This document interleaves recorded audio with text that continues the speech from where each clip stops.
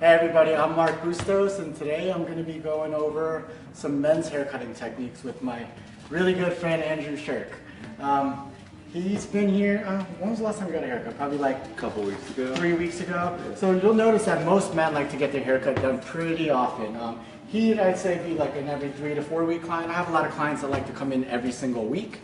But yeah, I mean, even though this does not look like a lot of regrowth, for us guys, we feel like just like we're covered in hair. Like we can almost braid this one. Actually, you can't. But so yeah, let's get right into it. So Andrew literally has like award-winning hair, so he's a really good model for me to have today. So there's little things like before we even get started with a haircut is like everything from me, like customer service is such a major part of everything that we do as hairstylists. We want our customers to feel very comfortable. We don't want them feeling uncomfortable, especially with little things that we do here and there. Kind of like this, for example. Like, guys don't really want to look at themselves in the mirror with a clip in their hair. Usually not. He's got really long hair, so I might have to, whether he likes it or not. But what I do like to do is rather than using clips, I'll kind of just take my comb and take like the fine tooth side of my comb and spray it down with water. And rather than using a clip, we can kind of just wet the hair that we want to get out of the way. And then I'll flip the comb to the dry side and comb that stuff down. And the hair on top I want to keep away, so I'm just going to wet that slightly. And you can already see the separation that it has. So then I'll come in and just wet it a little bit more and keep that hair out of the way. Now when he looks at himself in the mirror while I'm cutting his hair, he's not going to be concentrating on that weird blue clip that he doesn't want in his hair. So I'll come around and do the other side really quick.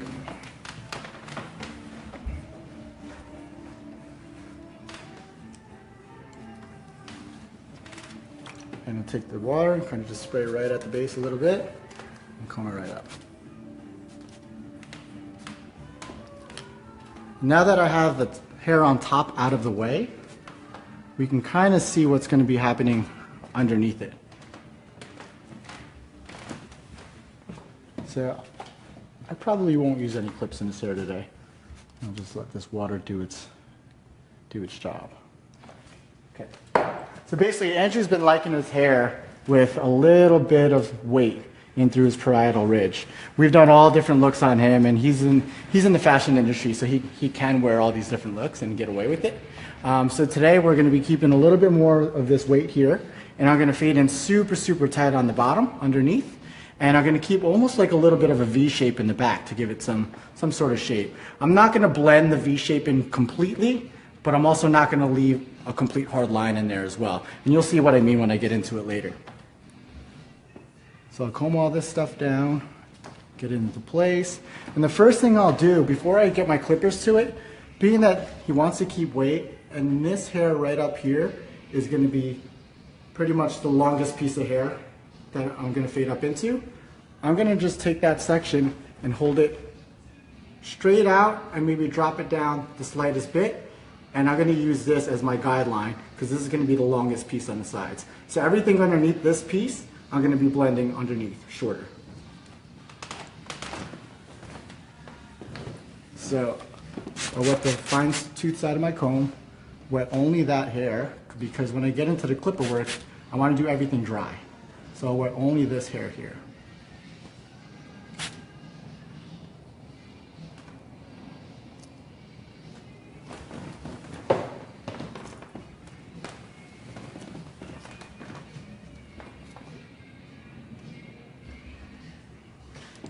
So I'll start in this very front section, holding the hair straight out and dropping down slightly. And this is going to be my guideline.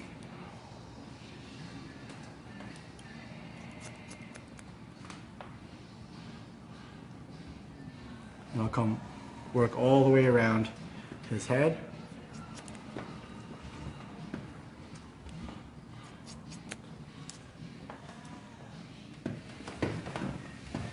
And I'll just slightly wet the rest of it coming around.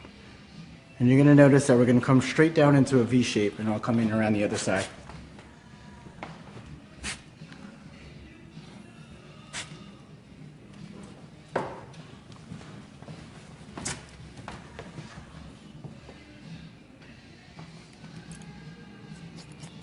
Now I'm going to aim straight for this point. You can kind of see his previous haircut there.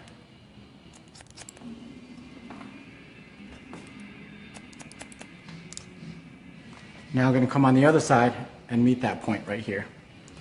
A lot of times I like playing connect the dots because then you have some sort of a destination to go to.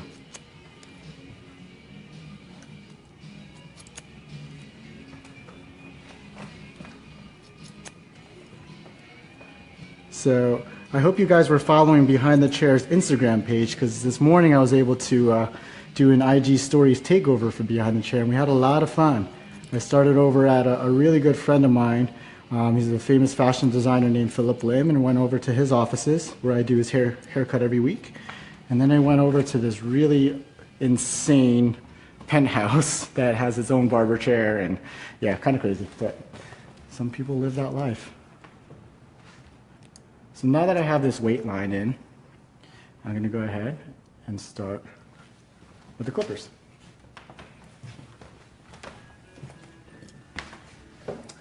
Nowadays I really love using cordless clippers. Cordless clippers aren't what they used to be. I mean, back in the day, like the batteries were kind of weak. But nowadays, like, there's really no point in having a clipper with a cord, because again, all about customer service. I really hated when I had my corded clipper kind of just draping over the client's shoulder or over the lap, and just being aware that I always just want to pick it up and get it out of the way, and it just interferes with your work. So this stuff is super light and is really strong, really powerful, and they last me I'd say a good 4 to 5 full haircuts on a single charge. What I usually do is when this feels like it starts to die, I have another buzzer on the charger ready to go. So I'll just swap it out and just keep going. I'm going to put a cape on Andrew, just because all the little hairs might get into his shirt. Men's haircuts, I usually use a cape. Women's haircuts, I prefer not to. Many times I do, just because I don't want them walking out with hair on them. But with women's haircuts, I don't always like using a cape, because I want to be able to see her entire silhouette, especially if it's like a shorter haircut, to kind of see where her collarbones fall or where her shoulders lay, and you want the hair to be able to kind of sit exactly where you want it to. With women's hair, I mean. What brand of clippers do you use? So this clipper that I'm using is made by Wall, and this is the Magic Clip. So being that we're going to be doing a V shape in the back, if we look at this clipper, if this lever is all the way up, that's as short as it gets. I call that a 0. If we go all the way down, that would be a half. So basically I want to get it super tight, but instead of making the line with a 0, I'll go down to 0 and just crack it just a touch. So all the way down to a 0 and just a touch. Literally, so again, just a touch.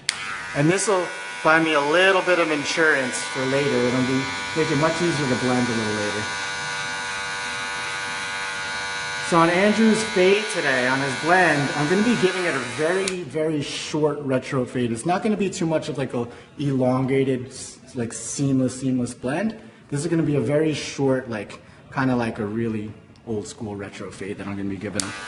And it's going to look really cool.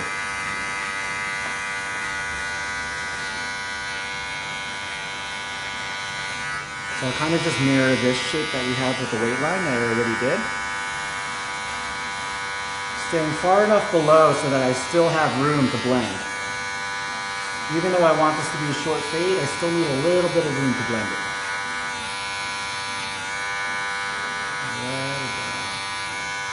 And you can kind of see how I'm seesawing back and forth to make sure I don't take too much off on one side, because once it's gone, it's gone. You're going to take it and cut it down by baby steps. You might also notice, if you didn't notice, you'll notice that my index finger is kind of riding along his scalp. And I'm doing this because I'm using it as an anchor finger so that I have complete control of where this buzz is going to start and finish. That's really important, especially when you start working around the edges, like around the hairline, to use some sort of an anchor finger so that you don't take too much off.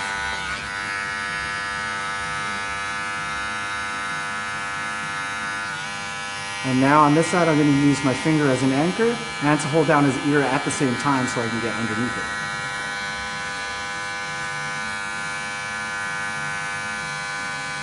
And a lot of times you'll see me using the corners of the buzzer to get into tight little areas like this. You also want to be very, very careful around the ears because this little fold right here, if I take my buzzer and hit it right in that fold, you most likely will start bleeding and it'll break skin if I did that. So we want to be very careful around these areas.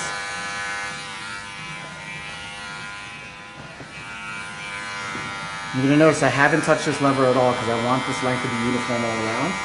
This is my second guideline that I'm making. The first guideline I made, if you're just tuning in, is this whole entire parietal ridge weight line that I built in the beginning.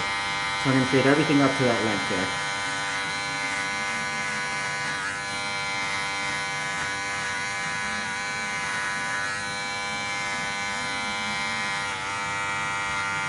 So as you all know, on May 1st, Behind the Chair is going to be doing a big show out at the Hollywood Palladium in LA called On Tour, where there's going to be some amazing, amazing artists on stage that I'm so lucky to be a part of and share the stage with them. But the more questions and comments that you guys have for me, the better chances you have of winning 2 tickets to On Tour. So ask away, please.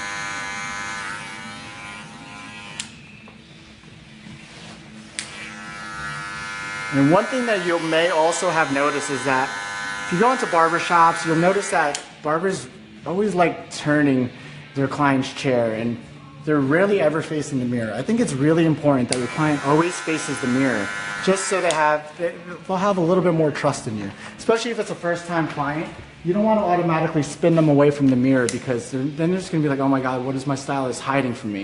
You know, so you have nothing to hide if you just have them facing the mirror and just let him know that you're just pretty much giving him what he gets, you know? So you're gonna notice that I left out a lot of this stuff because I just wanted to get that initial weight line in. So anything that's left, I'm gonna crack this down all the way to 0 and I'm just gonna zip all that stuff off.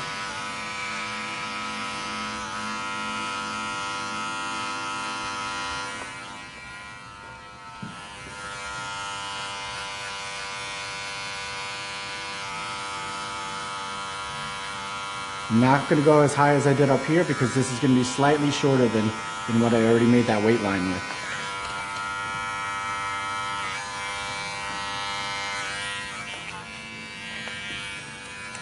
And you get right into a 1.5 clip. So Wall makes these new clips that are like a little bit of a harder plastic. They're all black and they have this metal backing to it. All their old clips used to be color coded and it was kind of made out of this cheap plastic. These I feel like cut a little cleaner and you feel like they're just a little stronger and hold on a little tighter.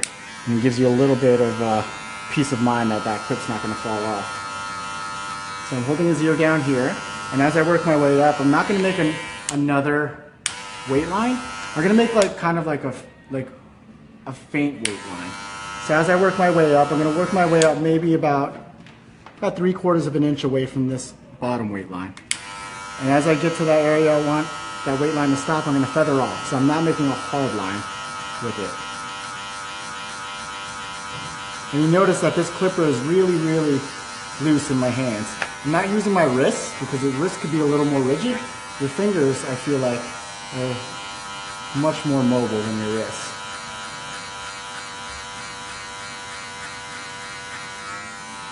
I mean, it's a little bit of everything. Your wrist, your fingers, even all the way to your elbows.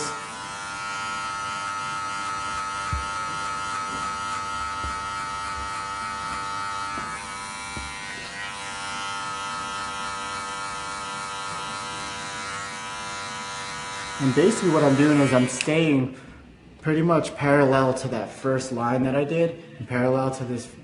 The first line I did was up here, and the second line I did was here. So I'm just gonna kind of get right in between it and stay parallel to both of those lines and stay right in between the lines.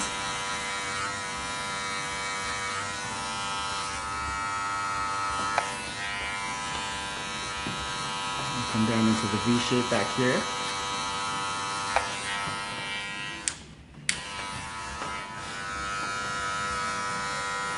You're gonna notice also that Andrew's hair towards his temples is much finer than it is over here in the back.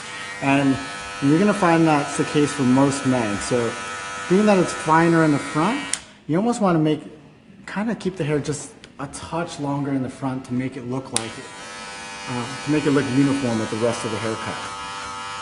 So we're gonna be really careful as we work through the temples. I'm coming in at an angle here to work around his ears.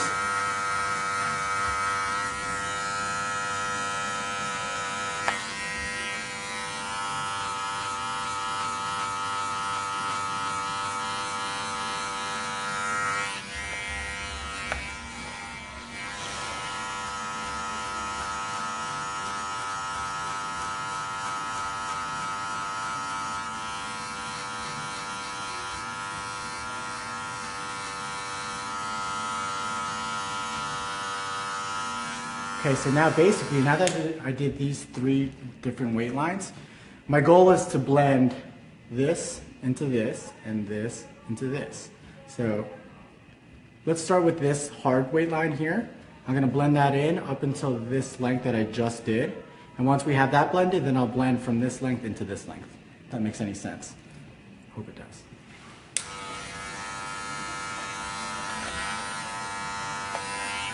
So, being that this was a 0 and this is a 1.5 right here, I'm gonna go, anything in between a 0 and a 1.5 would be, I don't know, half, 1, and like 1 1/4. So all that has to fit right in between these 2 spaces, right in between that space.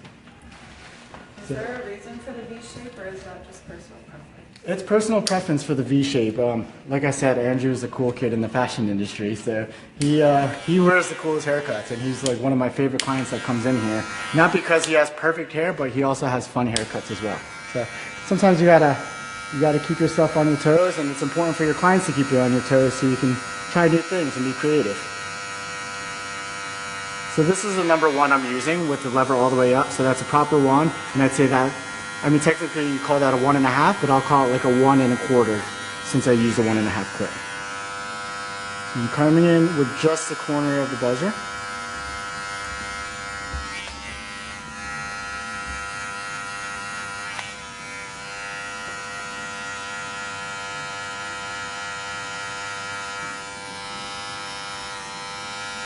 And you can already see just with this hard line that I put in the very beginning, before I even started cutting his hair, like I said, it looked like he didn't need a haircut, but once I made that line, you're like, wow, that's a big difference in length. So he actually did need a haircut.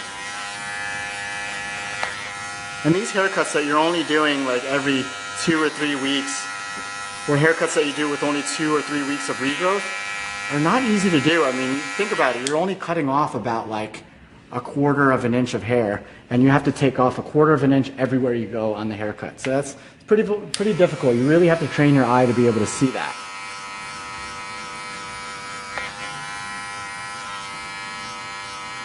I'm coming in, staying underneath that line I did with the 1.5, because once I get into that line, then I'm going to be creating a new weight line, which I don't want to do. So we want to be aware and be very careful not to go into that. And you can already see this hard line slowly disappearing.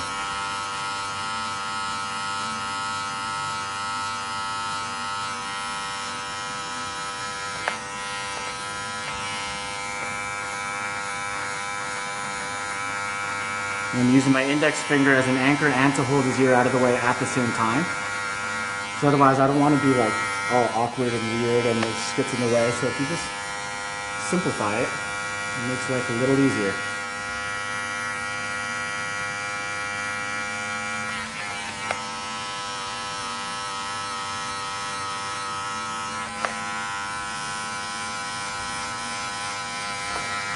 So I'm going to do his right side first, and then I'll go over to the left side just so you can see it a little more clear. So being that I did that number 1, I'll go in, and we'll also mix this half clip, which is a little bit shorter than a 1, but a little bit longer than the 0. I'll come in and just literally just like attack that line, and I'm not going much higher than that weight line there. Think of your buzzer as like an eraser. You don't want to erase too much off. especially with hair because you can't put it back on. But you're slowly just erasing the hair away and blending it in.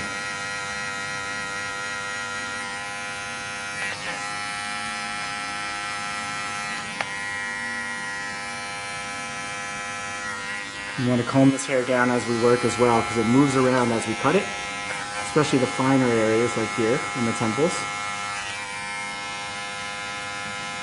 And I really love using these YS Park combs. I could be wrong, but I think this is the YS Park 339. And the fine teeth of this comb are amazing because it really just catches that hair really, really well. And also brushes away the loose hair that you've already cut and gets it out of the way so you know exactly what's in front of you.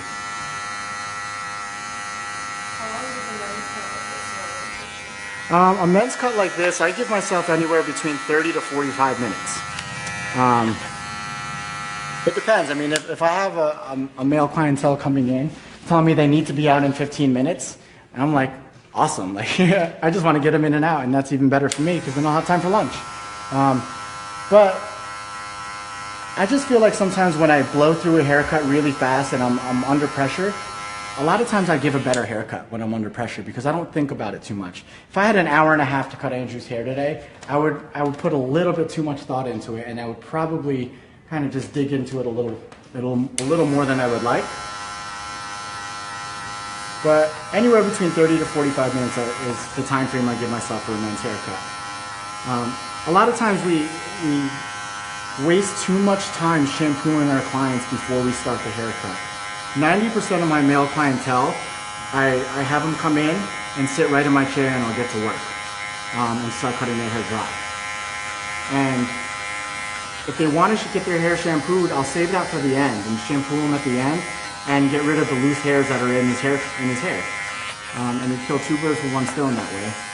Rather than shampooing him in the beginning and then doing the haircut and then rinsing off the hair at the end and styling it at the end. I mean, just the 2 washes alone, that's already about 10 to 12 minutes, which you could be spending on actual haircutting.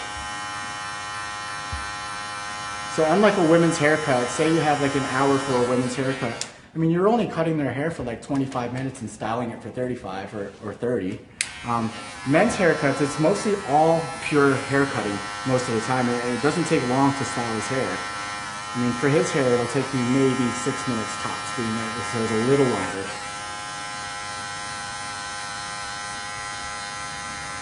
So I'm working my way around, and you can already see this line disappearing here.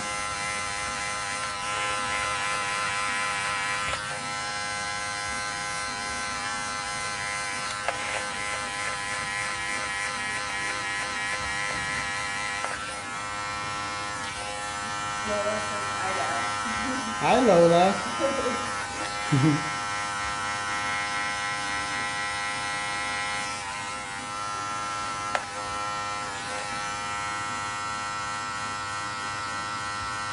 When doing the fade, is there anything you look for to determine the best place to set your fade line?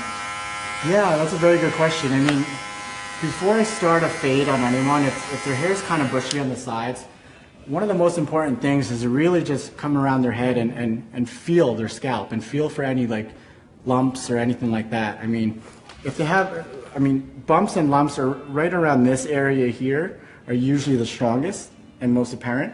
So you don't want to just go in with a 0 and come right up into it, and all of a sudden you see this big lump that now you have to work with, and you're like, oh man, now what do I do, right? So you gotta really feel for that, and if you feel some like really big like kind of like highs and lows in the scalp, in the skull, then you might want to just work underneath it. A lot of times you either want to set that first weight, the hard weight line underneath it or above it, so you don't have to work on top of it. You could work on top of it, but you definitely are giving yourself a lot more work, and you're also exposing certain parts of the head shape that your client might not want to expose. So if they don't want to expose it, you want to make sure you stay underneath certain parts of their head shape.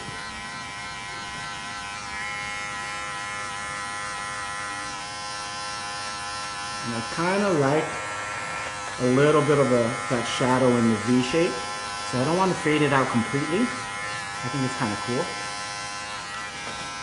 So I'm going to enhance that a little bit later at the very end of the haircut.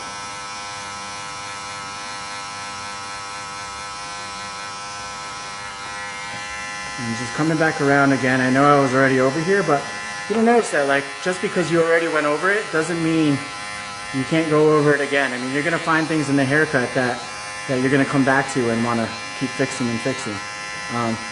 Now, I know I said earlier that I don't like turning my client's chair all the way around, and the main purpose you would is because you want to use the mirror. But instead of using the mirror, I like to take a step back away from everything and see it that way with your own eyes rather than using a reflection. Why the half clip? So I could extend the lever. So I feel as though if I take off the half clip and I extend the lever open all the way, it's almost the same as if I close it and, oops, and put the clip on.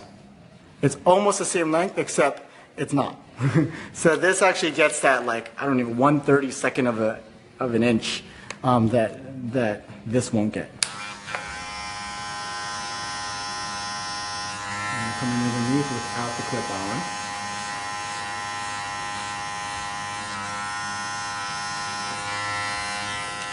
Back on from over here.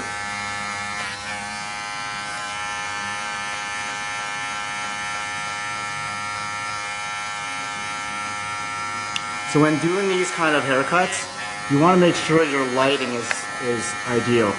Natural lighting is always best. I mean, here where I work at 3 Square Studio in New York, I have this big, huge mirror that looks out onto the street, and I have a lot of super natural lighting. It's amazing.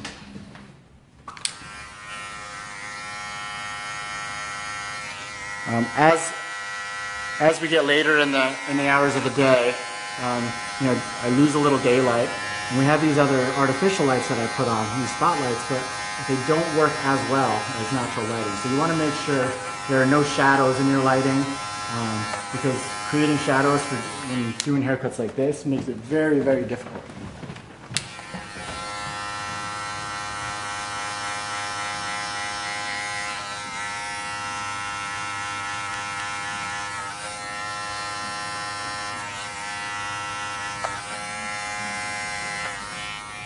Okay. Just a little bit more.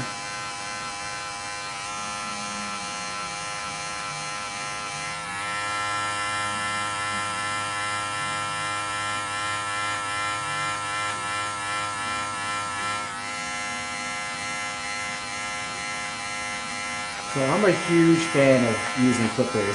I mean, I do hair. To me, hair is hair, no matter what length it is. Once you understand the shapes and techniques and dynamics of hair cutting, it doesn't matter whether you're doing a tight fade or you're doing a graduated bob or you're doing a long layered haircut. It's all the same. They all translate well into one another.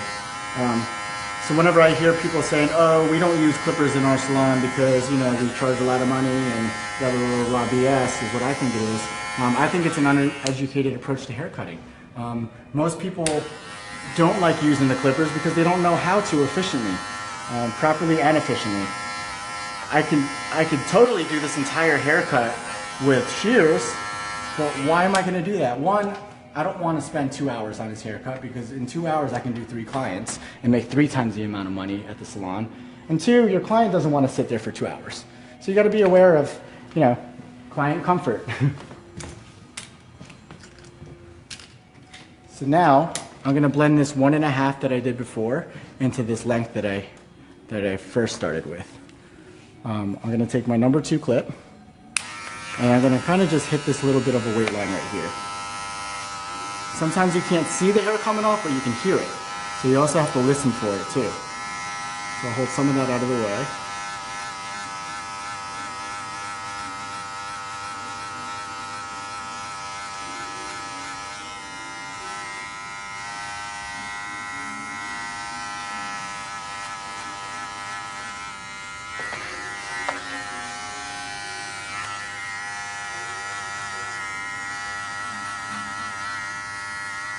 And this is a really cool haircut because you can already see this blend happening, and he has this length to still push out and blow dry back, which gives it a really amazing effect when he styles it.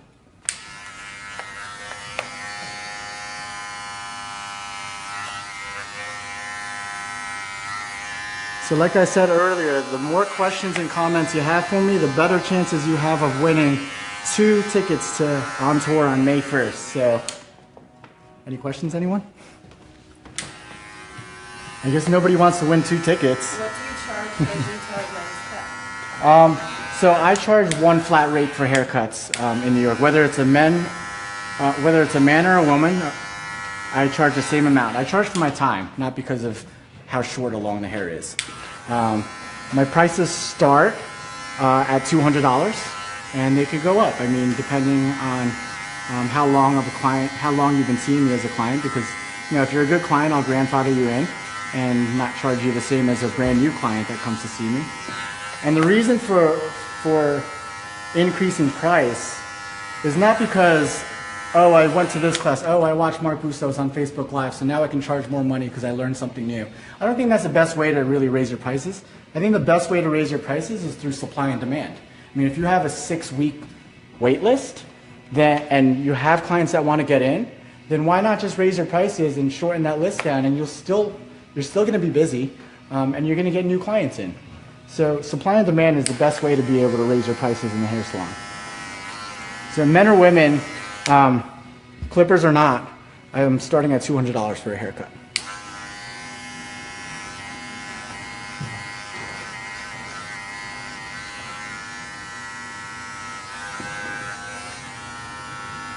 What products do you like to use? Product-wise, I like to use a little bit of everything. I mean, here at 3 Square Studio, we use Orbe products, which I love. But I am open to using all different other types of products as well. I really, really love Shuamura products. Just because I'm doing a men's haircut, many times people ask me, what's your favorite men's hairstyling product? And a lot of times I'm not gonna say, well, my favorite men's product is this. I'll say my favorite product for hair this length is. Because hair is hair, so why should you limit it to only men's hair? Why should you limit it only to women's hair? If you want hair to do a certain thing, there's going to be different types of products that'll make it do that, whether it's long or short hair. So I like to use, I don't use products that are targeted to men's hair. I use products that work for that hair type. Shuamura makes a really amazing product called Kengo Feather that I really love. It's kind of hard to find it. It comes in a tube, and it's almost like a light styling cream with a little tackiness to it, and it's very workable. But today I'm going to be using some Orbe products on Andrew's hair, and I'll probably cocktail 3 or 4 different products to put in his hair to get his desired look. And now I'm fading and blending down into his beard because he always likes to wear a beard. So we don't want to leave just a hard line. And also, being that he wears a beard, you don't want to put in like that square line because then he's going to have a gap on his face. You want to ask your male clients if they have a little bit of scruff on their face. You want to ask them if they usually wear a beard or if they usually like to leave a little scruff. Because if that's the case, you want to blend it right into this length of the beard. You don't want to just put in a hard line and give them these weird sideburns and have a gap and then facial hair. So you just want it to flow really, really nicely. So I'm fading down and I'm fading up into the lengths.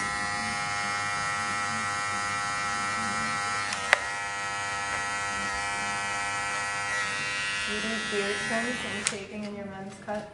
Is that extra or included?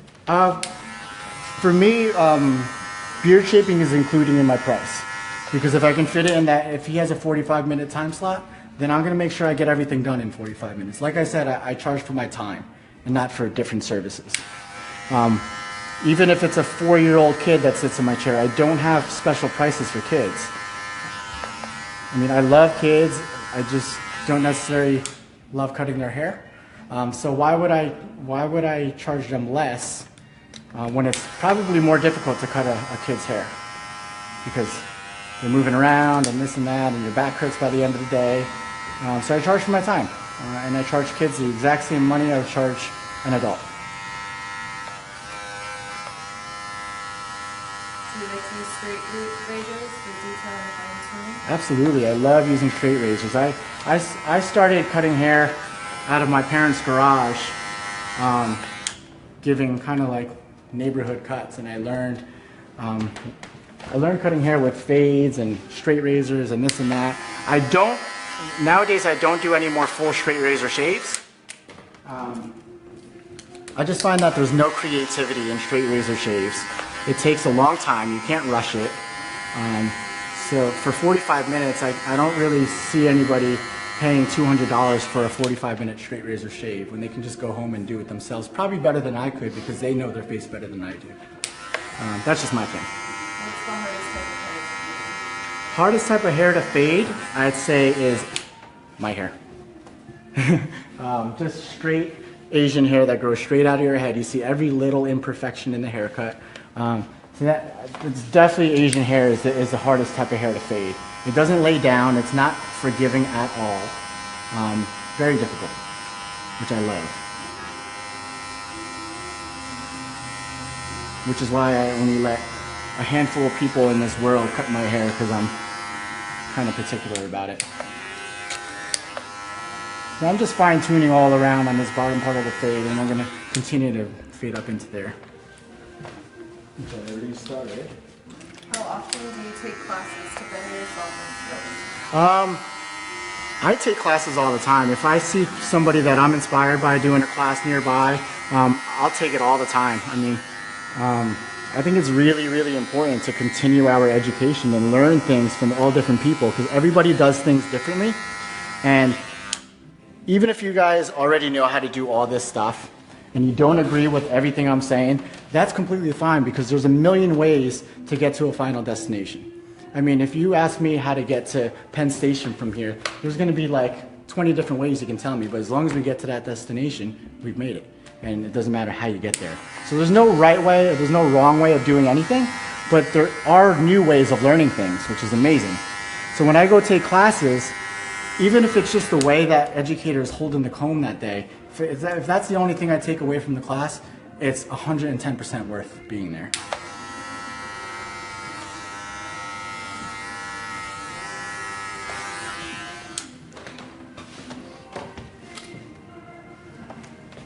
And I really, really love, we can get in with the camera here, how nicely that's kind of shaped.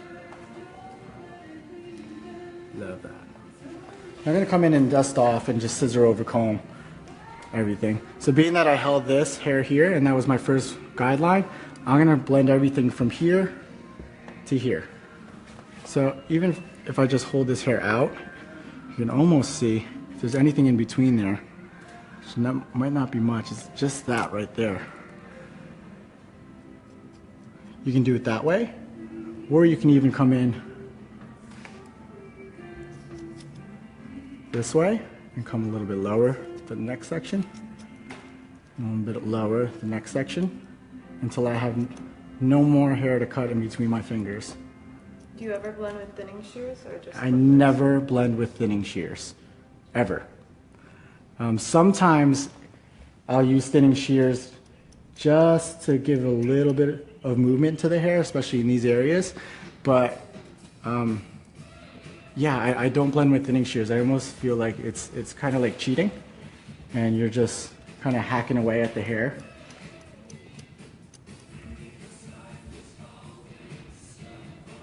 So I'm just going to come in and scissor over comb everything. What type of shears do you use? So right now I've switched over to my 6-inch shears. Normally I love using these Nick STS shears. They're a 5.5. I've been using these shears forever. They're probably like my 6th pair for the past 6 years. I get a new pair of shears every year. I never sharpen them because they never cut the same when you sharpen them. And the reason I love these is because you can literally get all the way in between your fingers, because they're so delicately made, especially towards the tip of the shear, that you can literally just get all the way in there. When I scissor over comb, I like using these. I don't even know what they're called. You guys can probably even tell me. I just like them. Kashos, I think they are. A 6-inch kasha. They're really amazing, cut like butter. And I like using these for scissor over comb. Or even like kind of texturizing and cutting into hair at the very end. Because they're a little longer, I can get in a little deeper.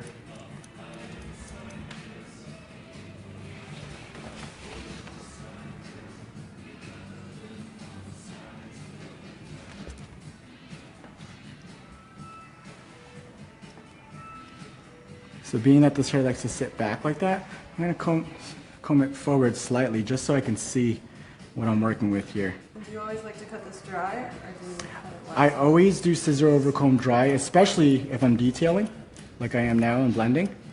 You're gonna notice that my shears are perfectly parallel with this, with the comb. I don't want to cut like that. I want to cut with these two parallel. And as I'm working my way up, these hairs that are coming over the spine of the comb is what I'm cutting. So I'm using the comb as a guideline. So I'm pointing my comb with the teeth facing his head rather than out like most of us do. I'm gonna come in and you can see exactly what needs to be cut if you use the spine of a comb as a guideline. So all this right here that's coming over, I'm just gonna snip away a little bit. And that's all I need to cut there.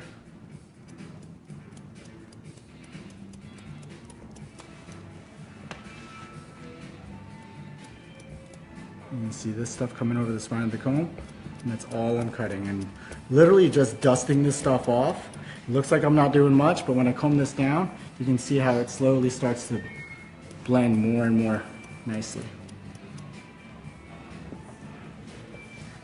And the whole point of this haircut is to have this heavy weight line coming around. Because now he's gonna have this to kind of slick back when he does the top and everything. I'll come around this side and I'll do the same thing. So you can see it's a little shorter here, a little longer here, a little longer here. This is starting to come over the spine of the comb, so that's what I'm cutting. A little bit here, you can kind of see the unevenness. Shorter here, longer here, that's all I'm cutting because that's the only hair coming over the comb. It's hard to see it at these lengths because they're so short, but once you put that hair up against something, then you can really see what needs to be cut.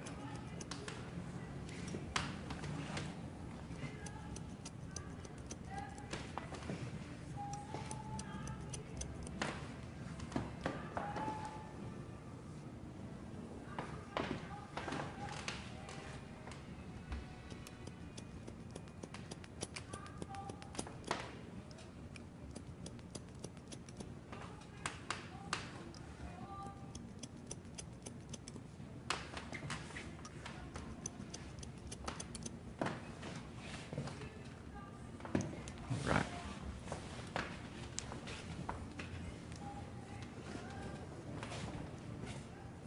So with this looking a little heavy to me here, being that we left that V shape there, so I'm just going to come in and hold a little bit of this out and see what needs to be cut right there.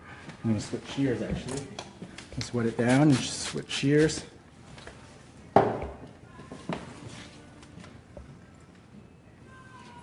Are you working parallel to the weight line for a particular reason? Do you not find working vertically more effective? It depends. I mean, I can work vertical or I can work horizontal. Right now I'm working vertical, trying to get rid of a little bit of the weight because I went in horizontal. I got rid of most of the weight, but now that there's some areas that I still feel like are heavy, I'm going in vertical to kind of hit it from a different direction. But either way, I mean, Andrew's been coming to see me for his haircut for years, and I do his haircut. I execute his haircut differently every single time. Do you ever use clipper over comb for this part? I'm not a big fan of clipper over comb. That's just my personal preference.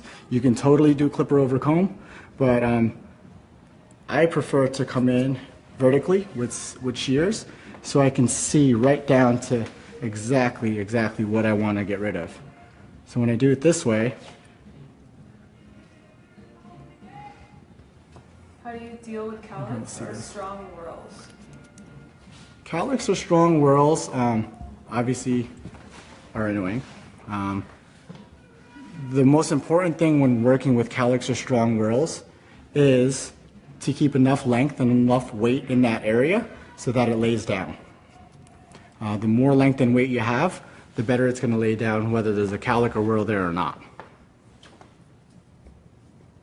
Meaning, especially in a men's haircut, when you're working in this area right here, a lot of times I see people coming in and rounding it off in this area, But the most important thing to do in this cowlick area is to hold this hair, when blending the top into the sides, into the back, holding this hair out perfectly square with your finger straight up to the ceiling. Once you start rounding it, you're losing length here. You can already see that. Losing length. So if we keep it really square, you're maintaining all this length here. So when after it's cut, it'll drop in nicely. How big are the sections you're working with? I'm working with about 1/2-inch sections right now. I'm going to come in at the very end of the haircut and make sure once I'm done cutting the top, then I'm going to come in and like really detail everything and fine tune everything. But right now I'm just getting rid of the weight that's just bothering me. So let's wet the top of his head. And he likes his hair long on top. So right now we have a super square shape around the sides and back. The top I'm going to cut into a triangular section, so it's going to be shorter back here in the crown area and gradually longer towards the front.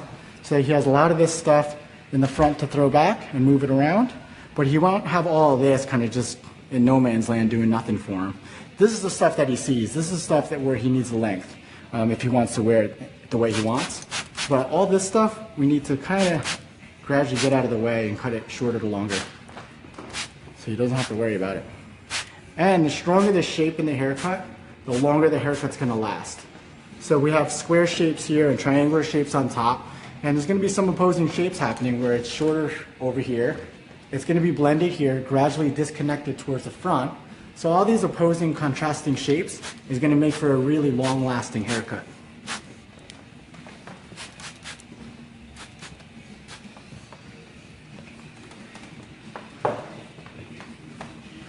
So I'll section this out in the front, or section the back from the front.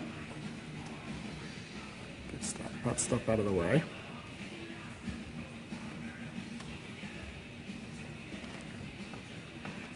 Now I'll start with this first section here.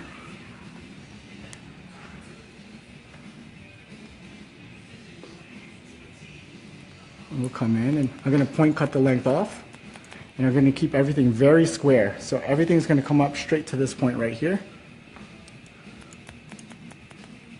And if it doesn't reach, then if it falls out, I leave it alone.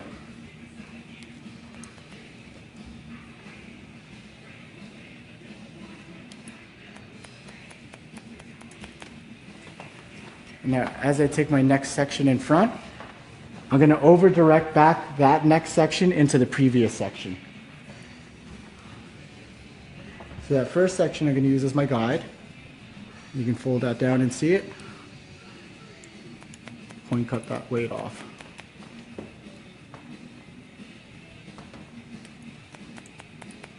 How different would you approach this haircut on someone with extra thick, dense hair? I wouldn't approach it differently at all. I mean, Andrew's got more hair than you think. He's got a ton of hair in here.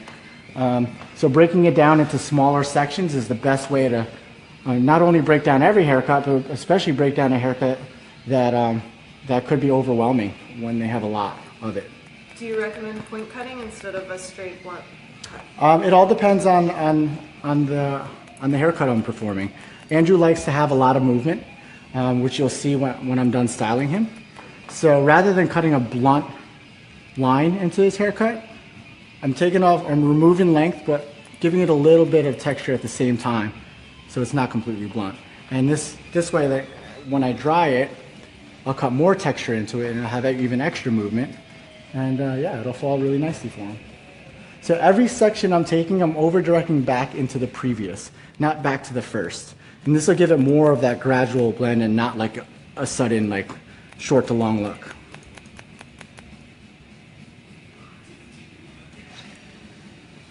And you're also going to notice too, if you haven't, is that when I'm holding this section up, you can see my elbow is all the way up as well. The reason for that is if I drop my elbow, then I'm losing length here. So I want to make sure, being that I want to keep this very square, I'm keeping my elbow up. And that'll really ensure that I'm going to maintain all this length in the corners here.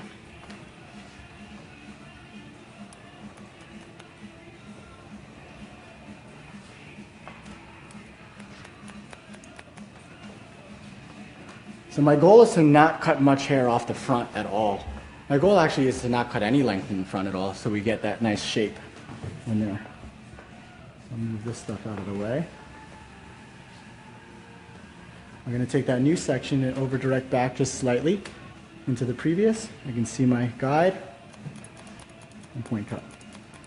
And you may not see it, but when I'm point cutting, I close the scissors as I'm pulling out. I'm pulling out the slightest bit, but when you pull out as you close, you're never going to cut yourself. So I'm going to do it in real time, but you can see that I'm pulling out very, very slightly so I don't get myself. And that's just a thing that I've gotten used to, and I haven't cut myself in just kidding, in a long time.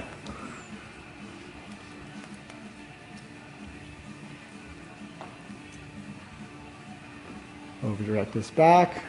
I have the slightest bit of hair. I'm going to take this right here, just the slightest bit in front to make sure I'm not cutting any of it, because that's the length I want.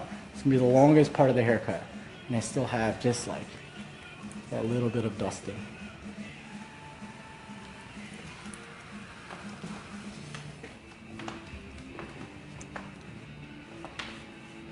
So from here, I'm going to get right behind his ear, and everything from this point's going to be blended, and now I want it to be gradually disconnected as we come towards the front. So I'm going to hold this hair out and make sure we connect that. So I'll hit this little hair right here and connect that. Take the next section, over direct back to that previous section. I'm going to cut that. Next section, over direct back to the previous. I'm going to keep doing this until I get to the very front. And as I work my way forward, I should have less and less hair to cut. So this is a little long here, so this needed to come off actually.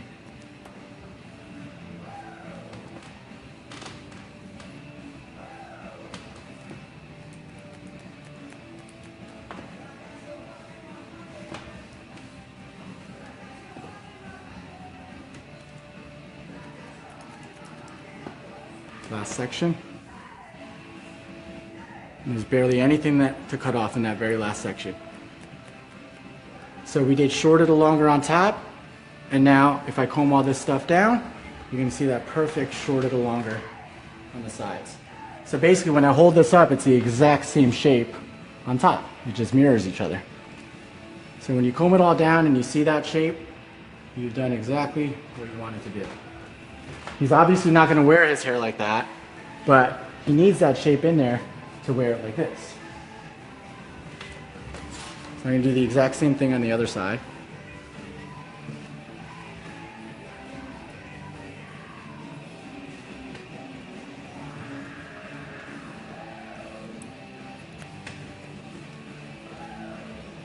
Over directing back the next into the previous.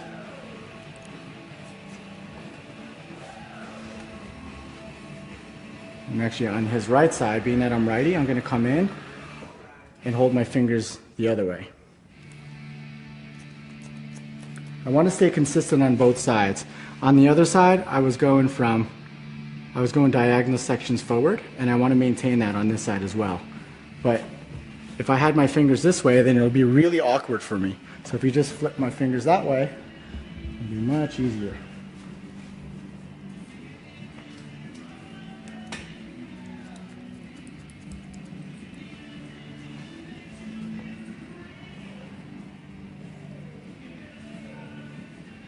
Over directing back, maintaining length, and cutting.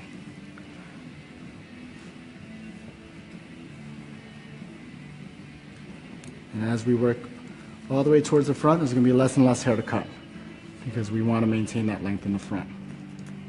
So now when I comb that down, you're going to get that shorter to longer shape again, where it's connected back here and gradually disconnected towards the front.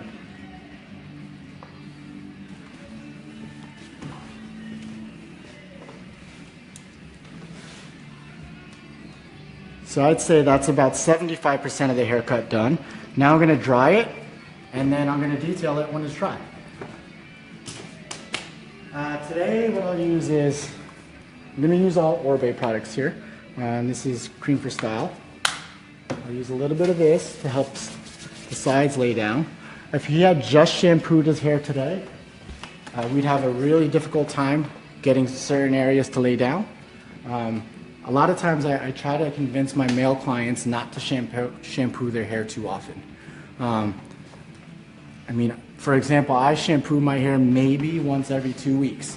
You might think that's disgusting, and my assistants think it's disgusting when they do eventually wash it for me, but I rinse it out every single day. I condition my hair every other day, and it just really enables me to wear my hair nice and smooth, and having those natural oils in your hair to help it lay down in certain areas. Just like in women's hair, like if a woman was about to get married, you're not going to tell her to shampoo her hair the day off because it's not going to hold the style.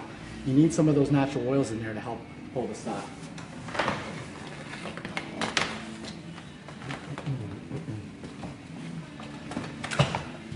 So for Andrew's hair, I'm going to use 2 different types of brushes when I style his hair. I'm going to use this Pocket Mason Pearson brush, which is my best friend. I love it. I use it on almost everybody. I'm going to use this to kind of help slam the sides down to get it to sit back nice and smooth. And then I'm going to transfer over to a Denman vent brush when I work towards the front to get some look in there. So I'm going to start with the sides and the back. I'll comb away the long hair.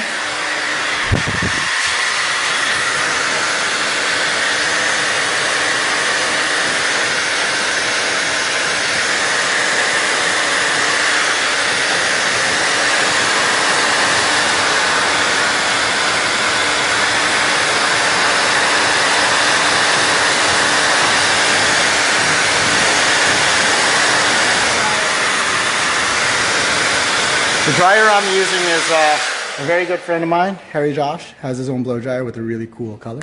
I don't even know who actually makes it, but let's just say this is Harry Josh's blow dryer. And it's pretty awesome. So all this stuff, I have high heat, high pressure on the side because I really want to slam it down. And once I get it completely dry, what I'm going to do is hit the cold shot button in the blow dryer and still pushing the hair in the direction I want it to lay, but with cold air now. And you should all know what the cold air does in the blow dryer, and if you don't, basically it's just shutting the cuticle of the hair so that it'll sit down nice and smooth and it'll stay right where you put it. And it just gives it a really nice finish.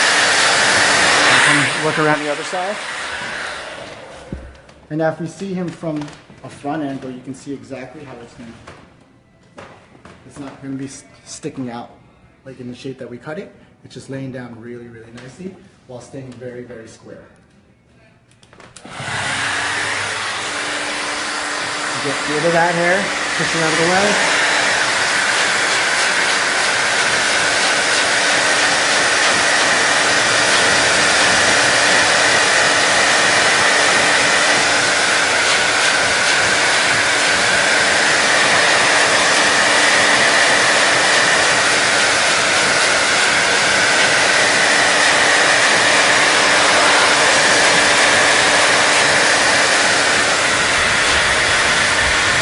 There.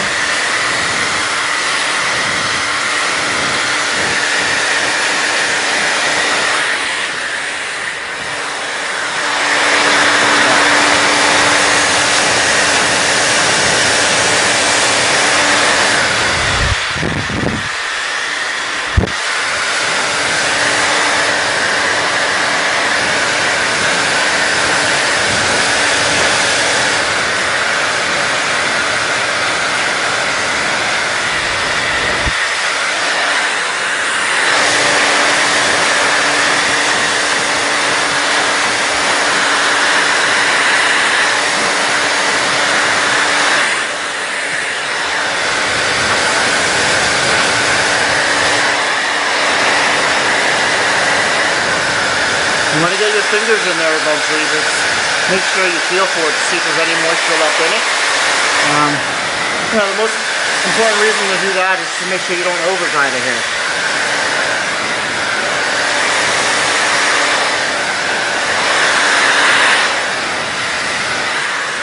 kind of like some of this texture sticking out back here. Gives it a pretty fun look.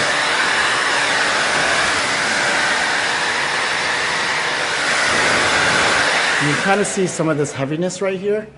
When I'm completely done drying everything, I'm going to come in and really cut pretty deep texture pieces in there so it kind of moves a little bit better. But I really like the way that's kind of just strong, pretty textured. If the gentleman didn't want to blow dry his hair, could the style be sculpted with product to dry naturally? It would look very similar if he didn't want to blow dry his hair. Not every man wants to blow dry their hair, which is completely understandable. But being that Andrew likes to wear his hair with a lot of volume in front, you're not going to get that volume, and you have to tell your clients, you're not going to get that volume unless you blow dry it. You can get it to look good to a certain extent, but it's not going to look how it looks walking out of the salon. So as I work my way forward, I'm drying sections from the back towards the front now. And I'm not going to like cut out perfectly good sections because that'll take too much time, especially in a salon setting. So I'll just literally comb it out of the way. And I'm going to use the Mason Pearson back here still. And when I get to this section forward, I'm going to switch over to the Denman. And the reason for that is because the Mason Pearson is really good. If I just comb straight down, it'll kind of slam the hair down a little nicer than the Denman would. And I really want to show off that shorter to longer shape. So we'll try to create less volume back here and more volume towards the front.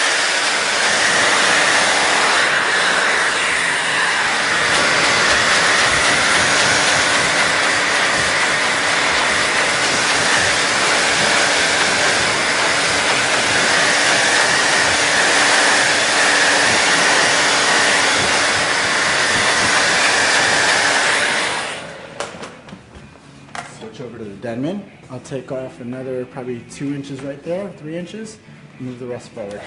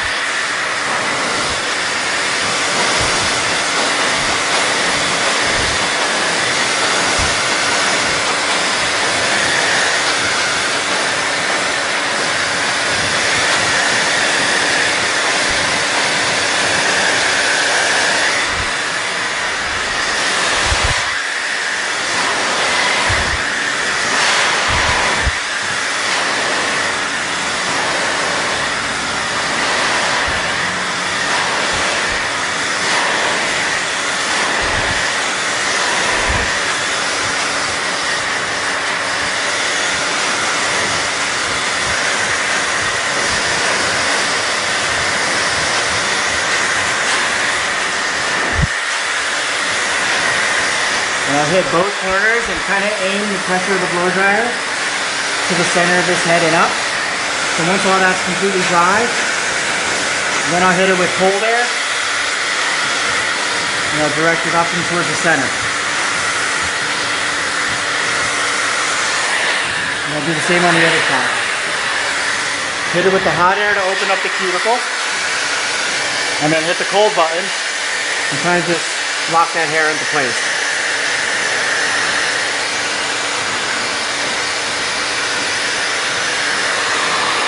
I mean, there's literally barely any product in his hair, and you're not going to get this volume without a blow dry, without a decent blow dry at least. So the better the blow dry you give it, the less product you put in your client's hair, because the more product you put in there, the more it's going to weigh down. And what's the point of doing all that work with a blow dryer if you're just going to weigh it down with product anyway?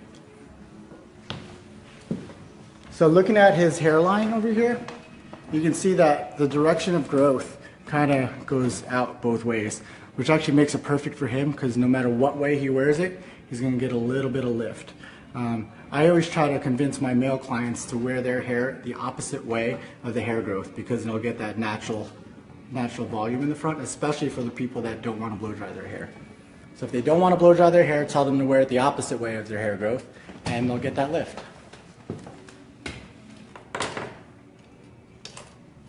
So now I'm going to go in and do some detailing and texturing. And start off by coming down the center. And I'll work on this side first. You can take a bigger section here since it's dry. I'm going to come in. And as I close the scissors as I'm pulling out. And I'm going in at a little bit more of an angle so I can take out heavier pieces of weight, while still maintaining that original length that I had in there. Depending on the angle that we go in, if I go straight in, then you're taking in very, very fine pieces. If I come in a little bit more of an angle, you're going to give it more texture, which is what we want today.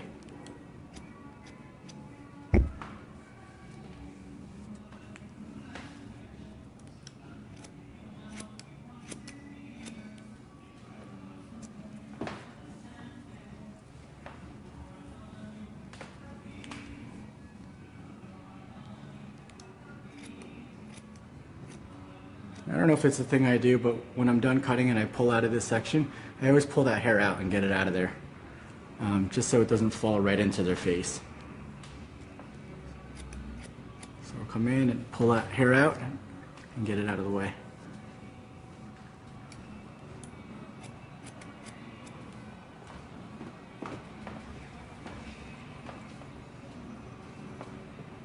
And I don't ever use those like awful shears that have these like chunks of teeth in it. Those things are just like a disaster waiting to happen. What I'm doing right now does exactly what those shears would do, but better. and knowing that you can, those texturing shears, whatever they are set in their ways. This, you can take out weight exactly where you want it, and only where you want it. So please put those shears down. I don't even know why anyone made those things, but it's not necessary. You should be able to do everything with one tool if you really needed to.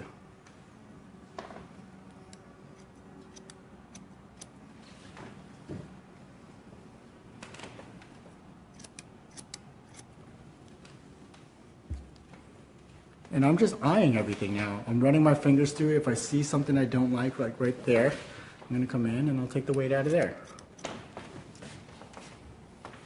And this is really just the whole customizing a haircut to your particular client, because everybody's hair grows in differently, everybody's head shape is different, so we can't give everyone the exact same haircut. We really need to customize it.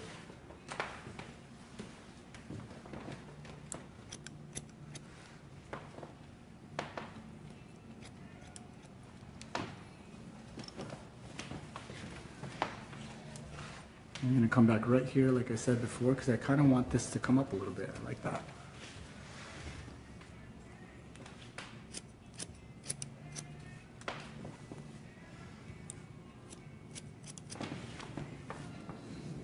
Do you ever take weight out at the root?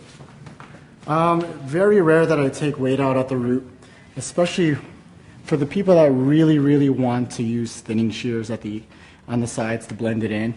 If you do, the best way to go about it is to only use the thinning shears towards the very tips of the hair. Rather than going in all the way deep, the best way to go about it, if I ever do use thinning shears to take out weight and give it movement here, you only want to do it just at the very tips of the hair. Because if you're going all the way in, eventually those little hairs that you cut in there is just going to push everything out and it's going to make this stuff stick out even more. So we just want to give it a slight bit of movement towards the very tips of the hair so that it moves. But I'm going to stop doing that because I don't want to.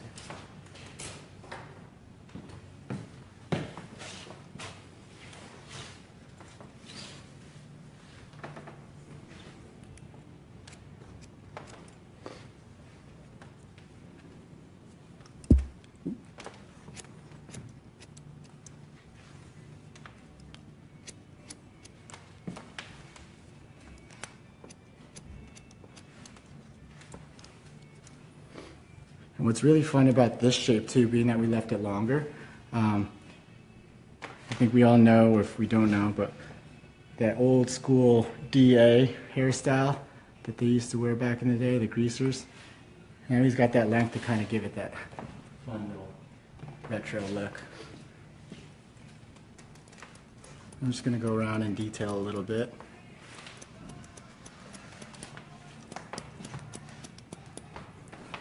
Andrew can wear this hairstyle many different ways. He could wear it kind of like it is now, a little bit more loose and broken up, which I like a lot. There are times where he's had a black tie event and we slicked everything down really tight with a very, very shiny product, which is also another really cool look. He can wear that DA in the back, or he can kind of stick it up in the back. So many different ways he can wear this, depending on the outfit, depending on the day of the week, depending how he feels, will determine how he wants to wear it. Let's go in the front a little bit. So when I looked over here just now, it looked like I wanted to take weight out. When I actually held the hair up, I realized no, I don't, because the weight is already gone. So just because you hold the hair up doesn't mean you cut. You really want to see what's going on in there. See this little guy? Right there. That's what I want to cut. I don't want to cut here because there's already some taken out. Maybe that a little bit, and that right there. That's it. It's really about eyeing it.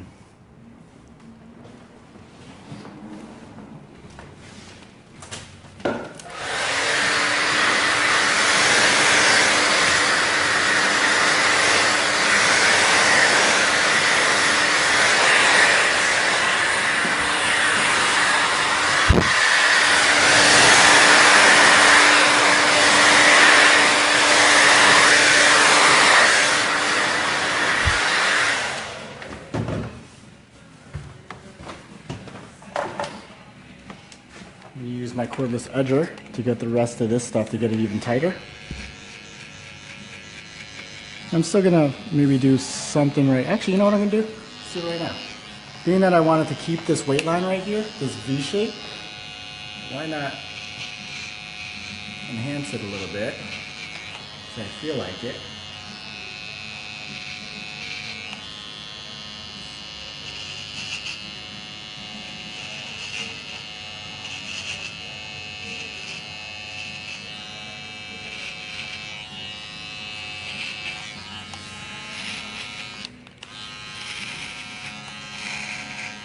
Any other questions happening over there?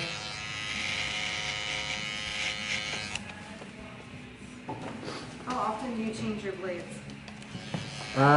The blades on these clippers I never change. If they become dull, I get a new one. And that's just the way I roll. I just don't like, I just like things being nice and fresh all around, and I don't like sharpening anything because they just never cut the same once they've been sharpened. Even with shears, I don't sharpen my shears. I use them for as long as I can, usually about a year, a little less than a year, and then I get another pair. I'm just very particular with the tools I use. And I think we all should be. I'll just give this a mini blend.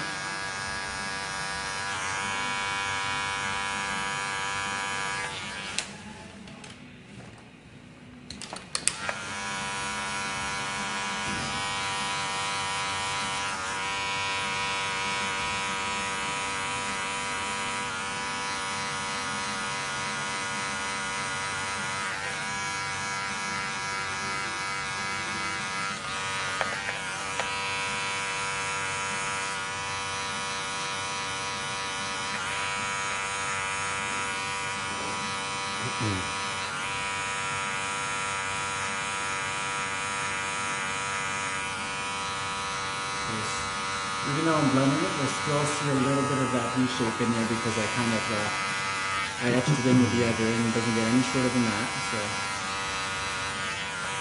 you want to keep that in. So now it's just like a really faint line that I left, but I'm going to enhance it even more again.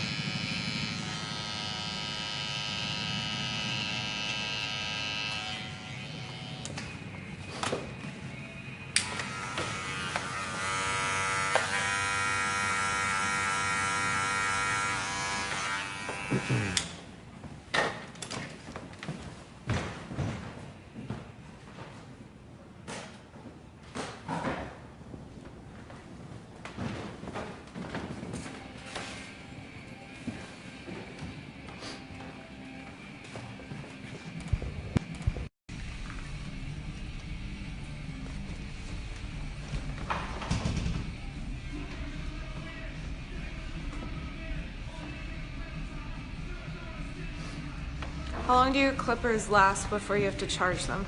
My clippers usually last a good 4 to 5 full haircuts. And I always have a second clipper on deck. If we go over to that corner, you'll see my clipper kind of just charged over there, ready to go. And yeah, once this dies or it feels like it's about to die, I'll go ahead and just swap the clippers out, and I'll never have to worry about a dead clipper. I have a lot of clients that I do outside of the hair salon. If you were following Behind the Chair's Instagram stories earlier today, you would follow me over at, this morning we were at Philip Lim's office, who's a famous fashion designer. And everywhere I go, I have a set of clippers for my, especially for my VIP clients, that I only use on their heads. So I probably have about like 20 of these things like spread out everywhere. So now when I loosen up the neck, the cape, and I want to get all this stuff on the neck, I like to use my blow dryer. Going on a medium hot or even cool setting, I'll hit the cold button. Using the air to push all that hair out so it doesn't go down his shirt. Cool little trick to not get any hairs going down your client's shirt.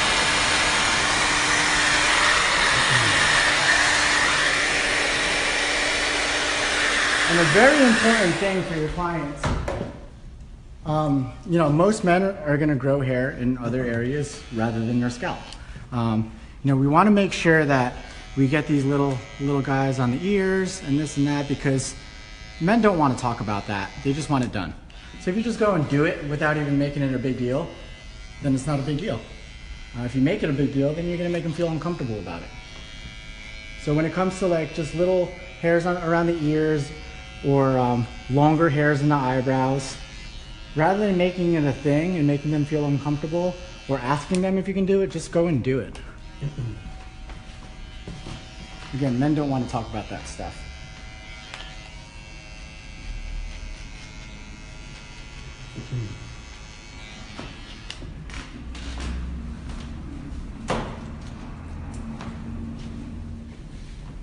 So one last run through with my fingers, make sure everything is right where I want it to be. There's this little guy that I don't really like, so let's just get in there a little bit. And just lighten it up a little bit. And rather than taking my thinning shears to that, I'd rather just go in and properly blend it. See, much lighter. So go ahead and use this Rough Luxury paste by Orbe, and I really like this because it's got a matte finish to it. It doesn't get like rock hard, but it still gives it flexibility for your client to be able to run his fingers through it. And when teaching your clients how to put this stuff in their hair, or any product in their hair, you want to make sure they emulsify it into their hands until it almost disappears. And I always like telling my clients to start in the back, putting it in everywhere, and working your way towards the front. So you're going to leave this very front towards the end because you're going to have the least amount of products left in your hand when you get to that front. And the reason for that is because, you know, the front of your hair, or the front of any person's hair, is the area that you're constantly touching throughout the day, and your fingers have oils in your hands. So you don't want to put too much product in the very front because they're going to be adding natural oily hand product throughout the day.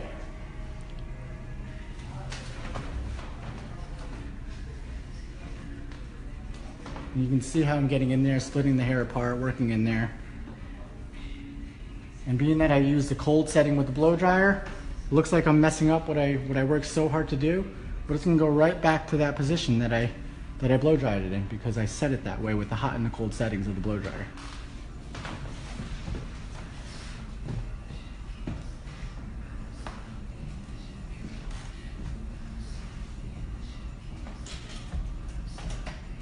Now we use a wide tooth comb. Starting on the sides again, I'll comb all this stuff down right where I blow dried it. See how it falls right back into place.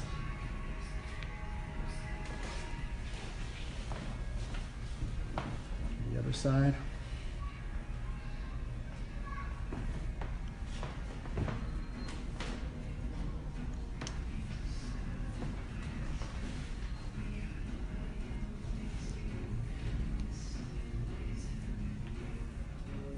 I'm gonna ask Andrew, how do you feel like wearing your hair today? I like to pull it like this. Full like this? Yeah. Cool. A little bit of volume. Always like a part my side. A little part on this side? Yeah. Cool.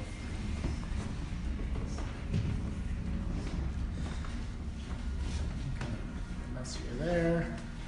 I'm going to spray in this product called Après Beach Spray, which is amazing. It's almost like oil in a can. It's such an oil in a can. And what this is doing is, I'm only going to use it very minimally. And what this does is it adds a little slip to the product that I already put in there. So sometimes when you first put that product in, your fingers will get stuck coming through it, but that'll just add that slip and give it, and kind of loosen it up a little bit, but still have the same amount of hold. Do you explain to your clients that for this look they will have to blow dry daily? Absolutely. I mean, that's one of the main things is determining whether or not your client likes to blow dry their hair or will blow dry their hair.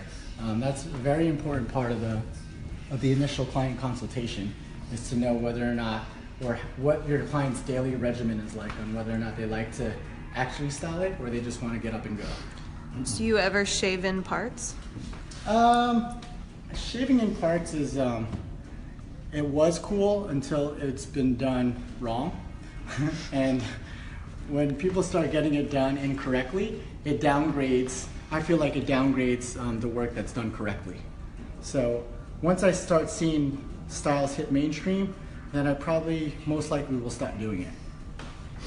And when already cut correctly with different lengths and contrasting shapes, where it's short here and gradually longer towards the front, you have that automatic natural part already, but you don't have to etch it in and fake it, because it's already naturally there when he throws his hair over.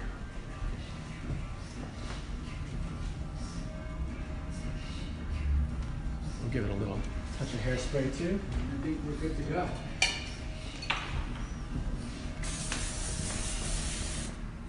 And I'll use my fingers to rake through it to create a little bit of movement, because I cut a lot of texture in there. So we want to make sure we show some of that off. You could even use like a pick or a what am I trying to say? A tail comb to kind of break it apart. Yeah, I'm really liking this back here. I didn't originally envision that in the beginning, but as I was cutting it, kind of did it, and I like it, so we're going to work with it. How often will they need a haircut for this look? Andrew will come in about every 3 to 4 weeks, maybe. Sometimes even 5 weeks. He's able to last 5 weeks because of the shape that we've cut in there. Being that there's a strong shape with opposing lengths and contrasting lengths, then it lasts a bit longer, and it works. So, I hope you guys like it.